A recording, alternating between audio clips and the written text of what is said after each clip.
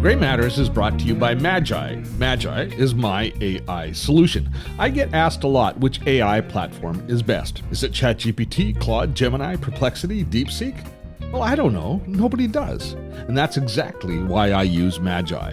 Magi isn't just another AI tool. It's the command center that brings all your favorite AI models together in one powerful dashboard. Imagine having ChatGPT, Claude, Gemini, and every other leading AI at your fingertips, all working seamlessly within a single interface. What makes Magi truly revolutionary, though, is how it solves the three biggest pain points for AI users. First, you can save and reuse your favorite personas across any model. Create once, use everywhere. Second, your carefully crafted prompts are stored and accessible anytime. No more rewriting the same instructions. And most importantly, Magi lets you compare results from different AI models side by side for any project. Why settle for one AI's perspective when you can instantly see how multiple models approach your challenge? Or you can effortlessly switch from model to model as you massage your content. Magi has transformed how I work with AI. It's the intelligent brain powering everything that we do at Gray Matters. And yes, Magi co-wrote this script. Steve Dotto here. How the heck you doing this fine day? And welcome to Gray Matters, our podcast dedicated to baby boomers and Gen Xers. My co-host, Viveka von Rosen, has done something which a lot of us consider to be pretty impressive and kind of intimidating. She used to be a hang glider. She used to be a competitive hang glider, but that's not what I'm talking about. Vivica's written several books, successfully written several books and published several books, and I always consider that to be something which is quite an accomplishment. It takes a lot of effort, energy, and focus, I think, to produce a good book, and Vivica has done it over and over. But she doesn't take that for granted. And today she has an interview with a book coach, I guess is the best way to put it. Jane Tabachnick is Vivica's guest, and they are going to explore publishing, which is, I guess it's a moving target, being a author in this day and age with the advent of AI and the shifting kind of capabilities of the different publishing houses in the way that we market and sell books. So a fascinating conversation coming up, Vivica and Jane. Now, Vivica and I are going to set the stage for you in just a second. I have to apologize. When we recorded this, for some reason, the sync ended up a little bit off on my video, and it's just too damn much work for me to fix it. So those of you that are watching this on YouTube, I have to apologize. You'll notice the sync is a little bit off on my video, but you just close your eyes, and it won't bother you at all.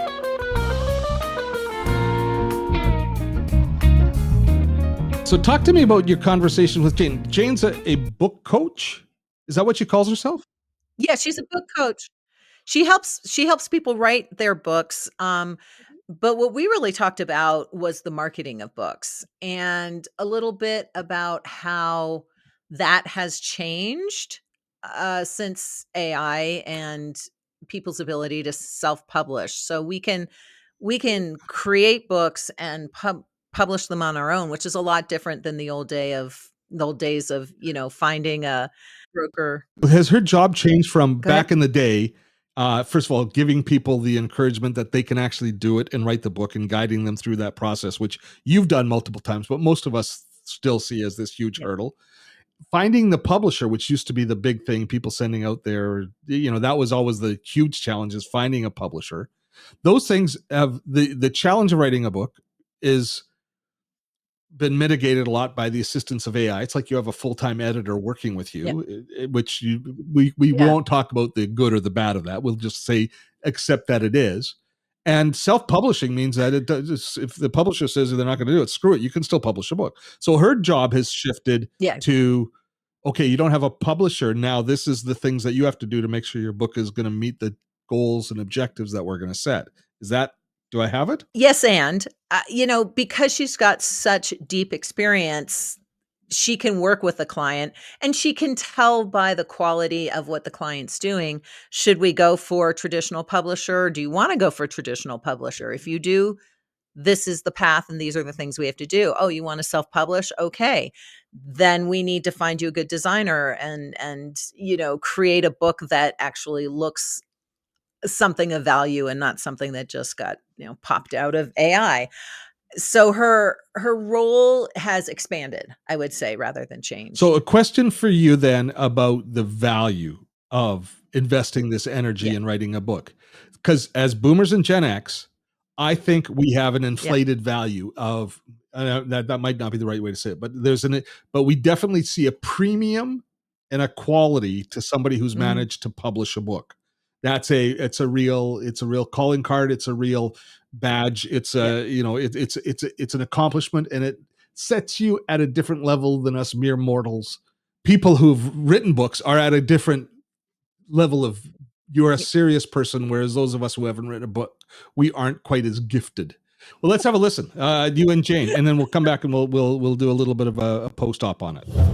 I'm very excited to introduce you to Jane Tabachnick, who I actually met in real life at our friend Sue's event in the Cape this summer. She is a best-selling author, coach, visibility, and profit activator. Yay for all those things. She works with mission-driven entrepreneurs to help them become published authors and leverage their books to create greater impact, visibility, and profits. She was named one of the top 100 people online by Fast Company and has helped over 150 authors reach bestseller status. So we are going to put her website, simplygoodpress.com, into the show notes as well as other information. Jane, welcome to this podcast. Thank you, Vivica. I'm so excited to be here. I have to say, first of all, I don't know about the rest of you listening, but oftentimes I'll go to an event and there's a person there that you feel drawn to. I need to know more about this person. I need to meet this person. For me, when we were at Sue's event, that was you. So I'm doubly thrilled that you're here. Oh, thank you. And as I said to Vivica when I met her, I said, I'm going to fangirl because she and I were connected on LinkedIn and I had been following you for years, literally years, and was so excited when Sue told me you would be at the retreat, right, to actually meet in real life. So you are the person that those of us who want to write books, who write books already, like you are the person that we need to know. So let me ask you the first question, which is simply, when is the right time to write a book? Like, we know we have a book inside us. When is the right time to write it? Should we wait until we're at the pinnacle of our new business? When is the right time to write our book? Well, if you're thinking about writing a book, this is probably a great time. There may not be one book in you. So it's not like you write a book and you're never going to write another book. That may be the case, and that is totally okay. There's no number that you have to meet. But if you are thinking about writing a book, there's no time like today. Absolutely. It's kind of like having children. You write your book and you go, I'm never doing that again. And then the next thing you know, you're writing another book. Although, unlike children, sometimes when we write books, we just kind of, we write them and we leave them on the floor. We don't do what we need to do to market them effectively. Not because, that's like perfect segue.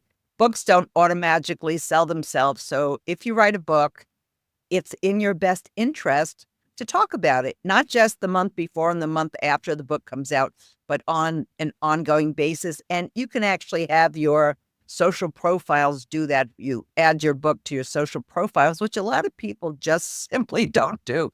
But your signature file, your LinkedIn profile, great places to mention your book. So they should always be being put in front of your prospects because books create so much expert positioning and credibility and kind of wow factor. They really elevate the way people perceive you. This one of the authors I spoke to, not a client of mine, but someone I spoke to at a conference, said to me, it was as if his IQ had gone up a number of points after he wrote the book. People just perceived him differently. I remember doing a podcast where I was the guest. We were talking about how to market your book. You need to put your books on your background image on your LinkedIn, and each book should get an experience section. And I totally realized I did not do, like, my last two books I gave birth to and left them on the floor. I forgot that I wrote this one. And I'm like, oh yeah, I wrote that journal too. That's right. If we forget, our audience is definitely not going to know about it. Oh my gosh, good advice there. Right. So I want to go back to when is the right time to write a book. Yes, let's do that. Thinking that you have a book in you, or you're thinking that you're starting a practice and you really want to give your consultancy some kind of a launch pad. A book can be a great thing to write now rather than waiting till you're established, because it can actually help you launch that consultancy. You may come in with great experience and great resume, great client stories, but having that book is just a positioning piece that can't be beat. And people who haven't heard of you will see the book. And again, there's that instant kind of elevation. Yeah, that elevation of you, even if they never read the book. That's the fascinating thing. Just by virtue of the fact that the book exists, you have that positioning and that kind of esteem in their eyes. And it can really open doors and get meetings that you might not have otherwise gotten, or speaking gigs that you wouldn't have got, because people assume if you've written a book on a topic, you must be an expert. We'll take it, right? Yeah, might not be true, but definitely we'll take it. So I remember, for whatever reason, one of the things I really wanted to do all my life since I was a little girl was write a book. My first novel was never published. It was never picked up. It was a science fiction novel. And then 110 years later, Wiley asked me to write LinkedIn Marketing an Hour a Day. And they had a very specific framework and how they did things. So for those of us who have always wanted to write a book that have not done that yet, how daunting is it? Can anyone write a book? Yeah, so I believe anybody can, but I think that it's important to understand a little bit about the process. You don't have to get what I call a PhD in publishing. You can hire someone to do that, because it's better to stay in your zone of genius and not, especially as what the publishing path is going to be, exactly how you're going to do the marketing. Could be a one-page plan, but thinking through all those things gives you so much clarity and creates if you're going the traditional route, then you'll need that just to get an agent, even not just a publishing deal, to go the blueprint. And we then turn it into a writing roadmap. You can actually block out time based on that blueprint so that you can kind of gauge where in your schedule, what time is needed, or just say, I've only got an hour a day. I'm going to commit to do chapter 1 in this week and next week. And the other thing about that, which I want to mention, I was a little bit late to the game. I just read Atomic Habits this summer, and I loved it. Obviously, such a well-renowned book, a bestseller for years, is that I'm not a good creature of habits. Very few habits I actually stick with, and I'll be the first to admit it. Creating habits is important for me. I like to succeed. You want to create a habit you're going to stick with, one that supports you. What I loved about the book was the concept of what Clear calls implementation intentions. And this is so applicable to writing a book. What that is to not just say, I want to write a book, or I want to go to the gym, for example, but I'm going to write a book. Every time I go to the cafe to get my coffee, I'm going to spend half an hour writing my book. So it's tying it into an activity you already do. So it takes it from vague, I want to write a book someday, or I'll write my book sometime this month, to saying I'm going to do it Wednesday when I have that half an hour when my child's playing soccer, or whatever it is, just tying it to something specific, but actually gets done. And that's a game changer. I love that, kind of the habit stacking. Like, if I'm doing this anyway and I have this space around there, and then that cues you to do the work when you find yourself in that situation. The other thing I love that you talked about was the blueprint, because otherwise we're just journaling, right? If you just think in your head, you have a clear idea of where this book is going. If you just sit down and start writing, you're really not on a defined path.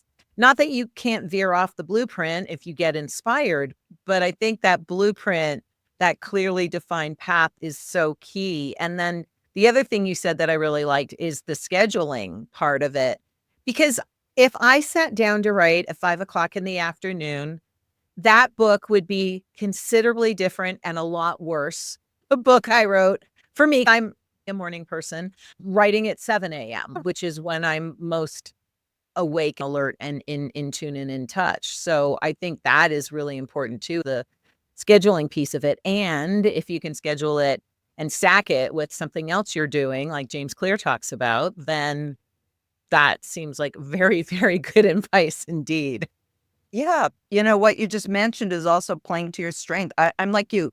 I'm a morning person. So what I can produce at maybe 6:30 a.m., even though I've been up for a while, but after my cup of coffee, once, it's kicked in, I can then write with my coffee. And you have to know what your own style is and go with that. And I know people say if you only have 15 minutes, writing those 15 minutes, that might work for someone that doesn't work that well for me.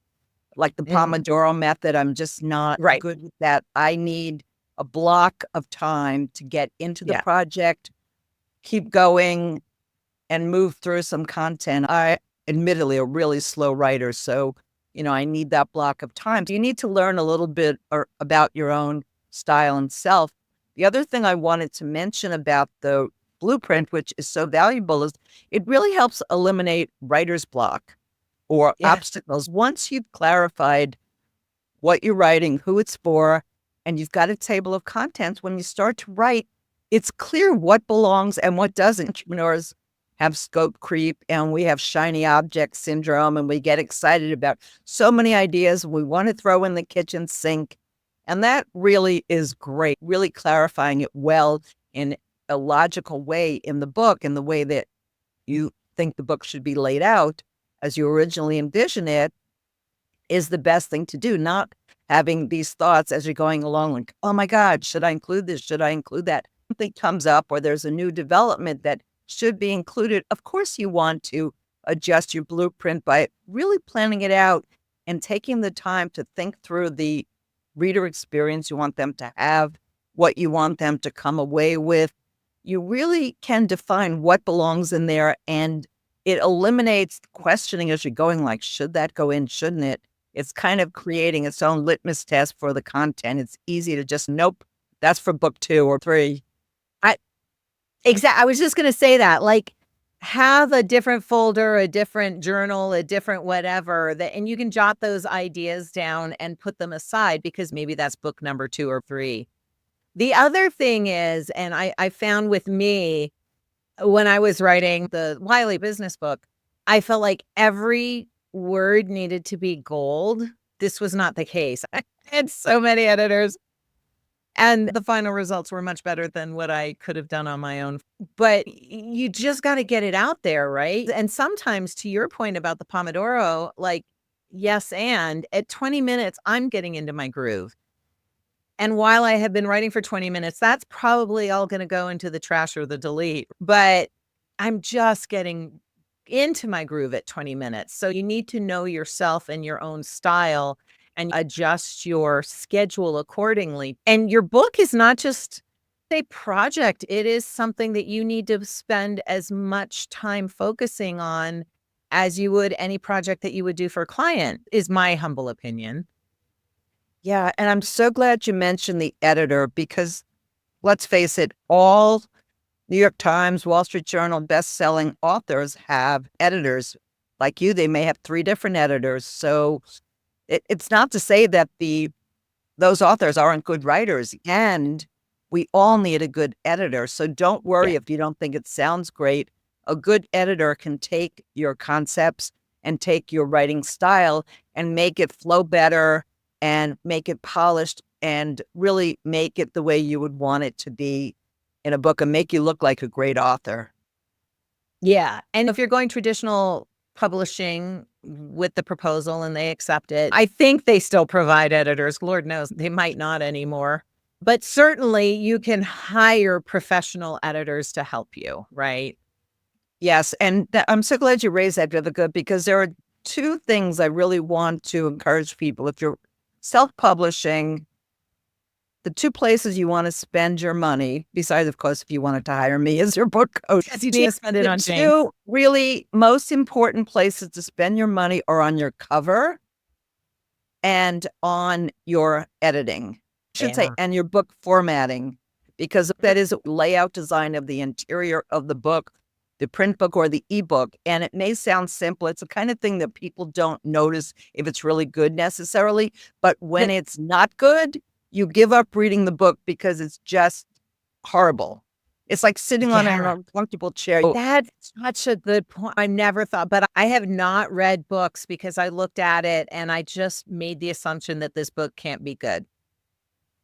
Exactly. And you don't want to get to that point or with a cover that just doesn't do you justice. They just have to be a good designer. They probably should be a book designer because not all graphic designers can design good book covers. And book covers should look like the genre that the book belongs in, but have the ability to stand out a little bit. It's a fine line to walk. You don't want to look like a romance novel when you're a serious leadership book, unless you've got some really vibrant strategy like that. But you want it to look like it belongs in the category because people scan really quickly, whether on their phone or anything to do. And you want it to be readable. Mistake I see with covers, that could be a whole show. It's important because a lot of people think with Audible, I mean, to be fair, most of my books I consume on either Audible or Kindle, but you still do look at the book cover, even though it's this big, not this big, but you're still looking at that book cover. And certainly on a Kindle, you're still looking at the print. And I guess with Audible, you need a good reader, a professional to read your book. Maybe you're not the best person to do that.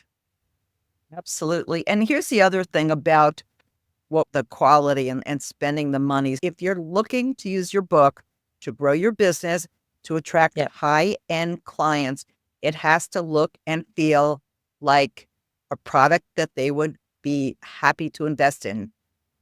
Doesn't, and it damages your reputation. Here's a quick story. There was a gentleman I met on LinkedIn who, I forget exactly how we connected, but we had a conversation or two. All of his profile photos were really sharp. He was a really sharp dresser and looked polished and professional. His profile was well written. And I was considering hiring him to do some consulting for me. He mentioned that he'd written 2 books and shared them with me. And they were basically covers designed in Microsoft Word that were like something maybe a 10-year-old could have done. And they didn't reflect the high-end presentation that he put out there. And it made me think, and here's where your prospects may start to think, well, if he cut corners on his book cover, where might he cut corners when he's working with me? And I'm not okay with that. If you're not willing to invest in yourself and in your book, why would anybody invest in you and buying the book or hiring you? Your book can send messages you don't want to send if it's not done right.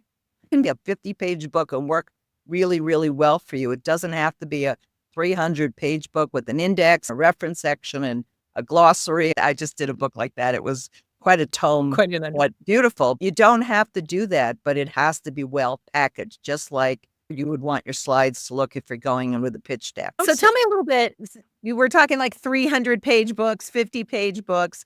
What is the process? So we talked about the roadmap and we talked about how important it is to block the time for writing, but what else is this process? So for me, it's starting with the end in mind. I do a visioning exercise with my clients where we picture them holding their published book, standing on a stage. If you're not a public speaker, then picture yourself in your happy place where you're successful and you've got adoring people sending you emails. But my clients tend to be people who do speaking. And so you're standing on a stage, and what is it you're speaking about? And how do you see it kind of unfolding? And how do you want it to unfold? And that's really important because some authors don't think about the results they want to get as a result of writing the book. And when you know what those are, you can do what I call seeding your content, which is like planting a little breadcrumb trail in the book to try and subliminally and maybe sometimes a little bit obviously move your reader towards taking that action. Now, I'm not saying blatantly pitching and selling within your book, but there are a number of things that you can do. For instance, using the right case studies. Our major conference for XYZ industry, then it tells your readers that you are a keynote speaker. And it sounds kind of silly, but sometimes your readers may not connect the dots. So why leave Right. it up that you are available for work, that you are approachable, that they could work with you and hire you? Yeah. So plant those seeds in the book and then make it easy for them to contact you or tell them how they could work with you. Invite them to do that, all in a very classy, non-pushy way. Most of it they won't even notice is happening, but being strategic about that. And that's when the book starts to pay for itself. Those expenses we were talking about can add up. And I understand people's reluctance to spend the time writing it. And there's a cost to that, you know, you could say your time is free, but it's not for any of us. No. Investing in a cover layout like that. I was actually sitting next to her at a conference after her book had come out. It was probably about 4 months after the book came out. At the break, I saw her waving frantically across the room for me to come over. And I went over and I said, "Hi, May, what's going on?" She was so excited because she'd gotten a Facebook message from someone who read the book, and said, "Here's my credit card. I want to hire you for one-on-one coaching." Never spoken to this person. Just Right. So if your book Yeah. does a really good job in your blueprint of identifying who your ideal reader, AKA your ideal prospect is, and you outline how you help people, show good results in the book, build that kind of credibility and social proof, and build that know, like, and trust, then you're Yeah. pre-selling people on the concept of working with you.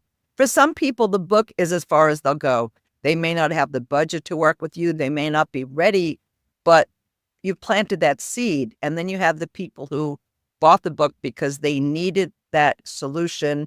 They saw that you were it, and they'll take action on that. That's really exciting, especially since the other thing I thought as a child was, oh, anyone who writes a book is a millionaire.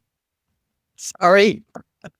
If you're lucky, it's an expensive business card. The book itself might make you money, but really it is a vehicle to more work. It is very important that you get that seeding in there because you want it to be a vehicle for more work.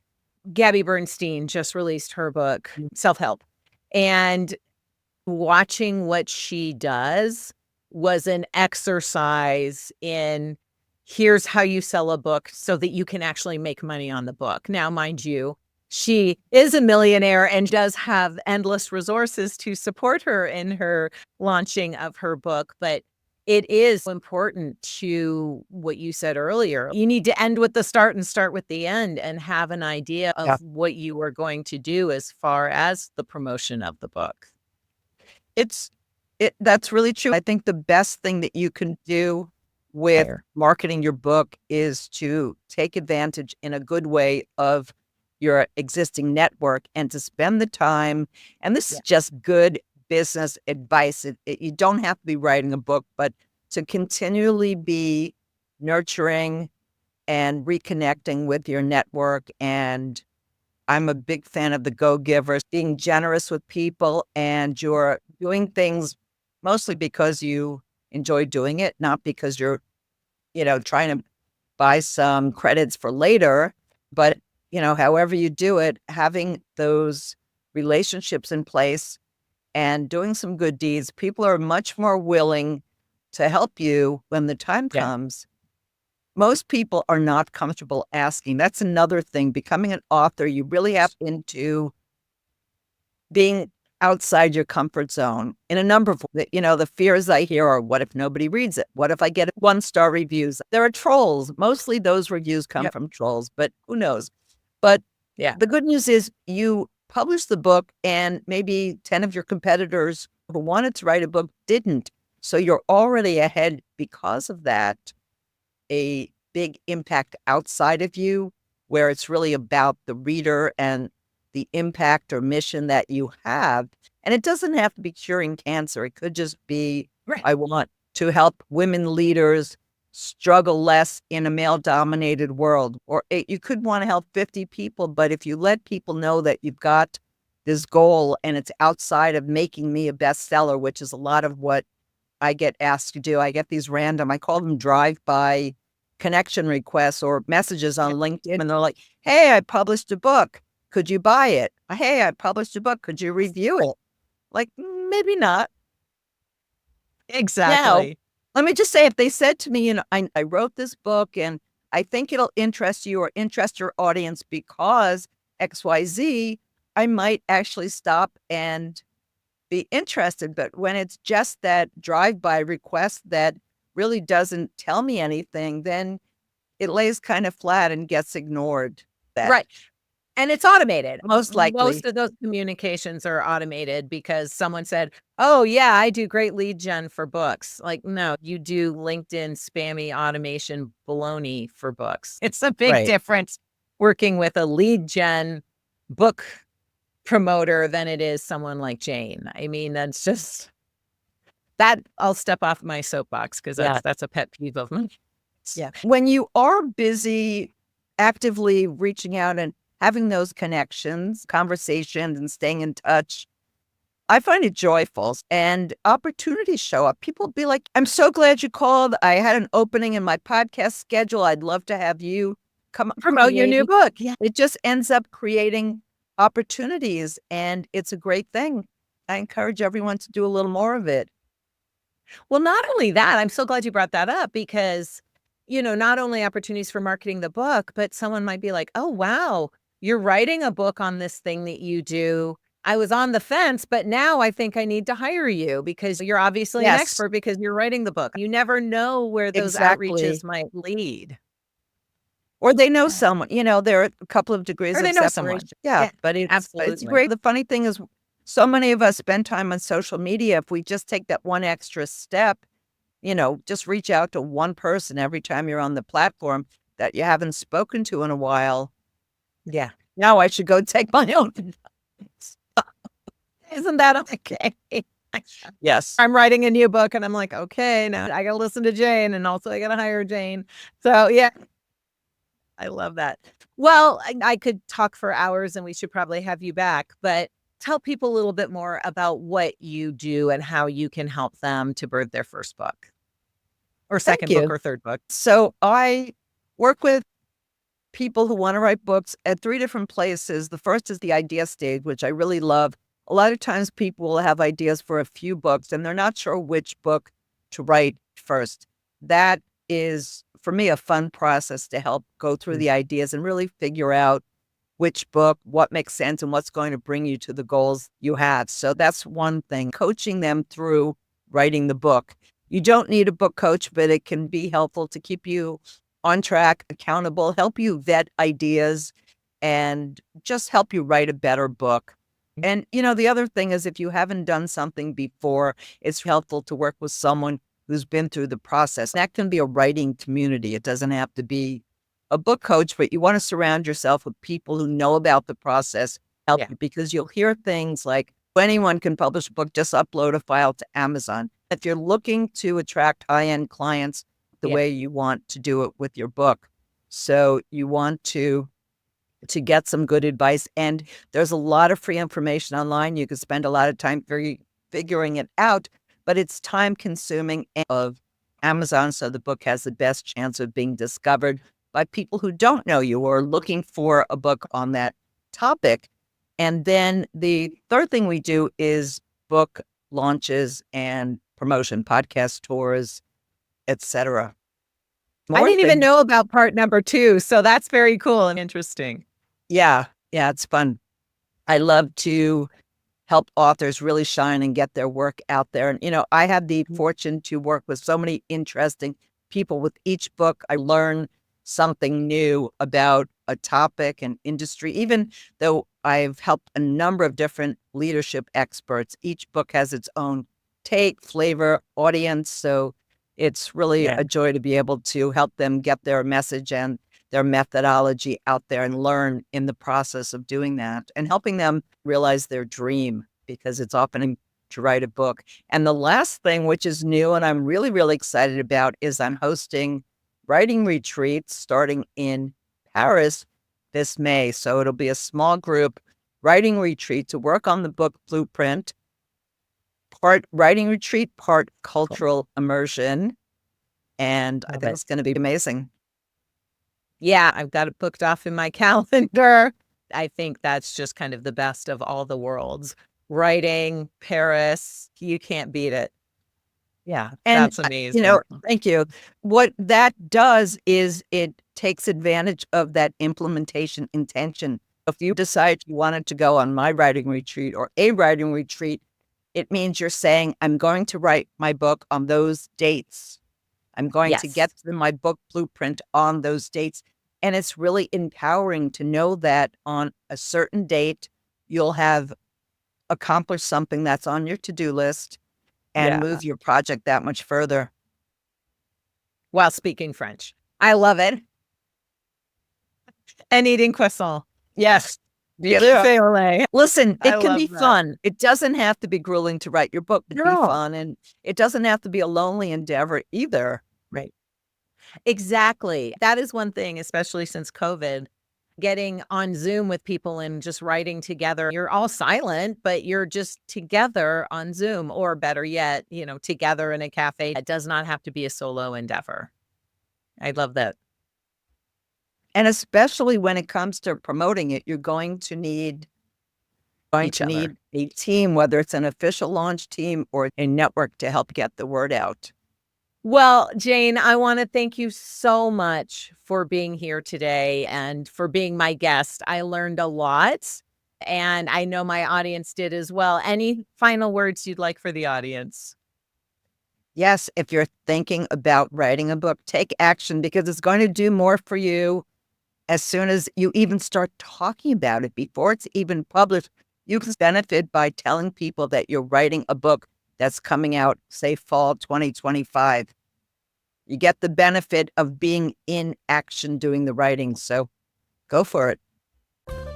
Gray Matters is brought to you by Ground News, a game-changing platform that's revolutionizing the way we consume news by aggregating news articles from diverse sources and providing a comprehensive overview with an unbiased view of current events. Unbiased news, Steve? That's an oxymoron, right? Nothing is unbiased, especially in the news game. You are mostly right. But here's why I like Ground News and bought a subscription myself. With every story, we instantly see a comprehensive view from multiple sources, right, left, and center. So you get both sides of the story immediately. You're not limited to a single perspective. You get to see the entire spectrum. So perhaps balanced might be a better term to use rather than unbiased. Now, I am very concerned about the impact of social media on our society, and I appreciate Ground News' ability to be able to break down echo chambers.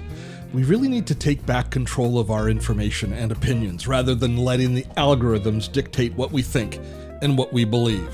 Ground News is a part of the solution to this problem. It's not a silver bullet, but it is a step in the right direction. You owe it to yourself and to the rest of us to check it out. You can try it for free. Paid accounts start at as little as $1 a month, and use the barcode or go to dott.to/groundnews and receive up to 40% off on a Vantage subscription. So Viveka, with all the conversations that you guys had, and you talked a lot about your experience writing a book, which I found valuable because I know most of your books. What surprised you about, as you're thinking about your next venture, in the conversation you had with her? You're always going to get some personal insight, is saying, well, I hadn't thought about that I should be. So did you have any aha moments? I think my aha moment was, oh, I'm not alone in Okay. this. Like, I was shocked, and I told that story, but I was shocked that when I wrote my book for Wiley, okay, I wrote the book. Now I'm going to have all this support in the promotion of it, and there isn't any. And anymore, you even have to pay to write for publishing houses, or at least some of them. And so, the industry has shifted so much. And I just wasn't even aware. As an author, I wasn't even aware at how much the industry has shifted. So that there were some definite great insights I from had an Jane. insight, and I believe it, and I don't know, but it still sits uncomfortably with me, is how important your cover is. Yeah. Is how important spending money on a graphic cover, right? I know. But it's just like, Right? The graphics and the yeah, fonts. yeah. And like, how hard can it be? How hard can it be? I have Canva, but apparently it is. It's interesting. It's torn up because I actually use it, but this is my journal, and I tried to create the cover and it just looked crappy. And then my graphic designer, Diane Whidden, did it and it looked so much better. But even so, like right? It's just there. When I do it again, there are things I'm going to change. And had I had someone like Jane to walk me through even 1 or 2 hours worth of tighten this up, make this bigger. Like I can't tell you how many hours resizing and no, I'm with you. Like it blew me away how important And those I'm a things little are. bit chagrined at myself because I recognize how valuable thumbnails are on our YouTube videos, on our podcast. And I recognize that, and like I put a lot of effort into every video I produce, but I also recognize that its success often lies on really investing in a good thumbnail. And I can do good thumbnails now, but I know I can't do a book cover. So that was an aha moment. So here's what I want you and I to plan for some point in the future is let's do a breakdown. I'd love to hear from people if this is something that they're interested in. So tell us in comments. But let's do a breakdown about the impact of AI on the writing process, of how it's changing, not just how much easier the process is compared to old school. And when I'm talking old school, I'm talking about when we wrote it out cursive longhand. Let's go back that far. But but just old school writing when, like your experiences, even with they gave you the formulas, they gave you the formats. How hard was it for you to write then compared to the writing process now and the intrinsic value of the content that we create? How do we imbue our writing with this a requisite amount of value for the effort that we're going to be putting into it when there's so much AI is so much part of it? And will our community trust that this came from our sweat equity? Yes. So that's so I'd love to hear the comments on it, but that's something that's and we got to think about who the right guest is to talk about should we get an AI proselytizer or an AI naysayer or somebody in between? I don't know. Or both. Oh, yeah, we could have round robin. Viveka von Rosen, thank you so much. Let's put a button on it. Till next time, folks. Have fun storming a castle.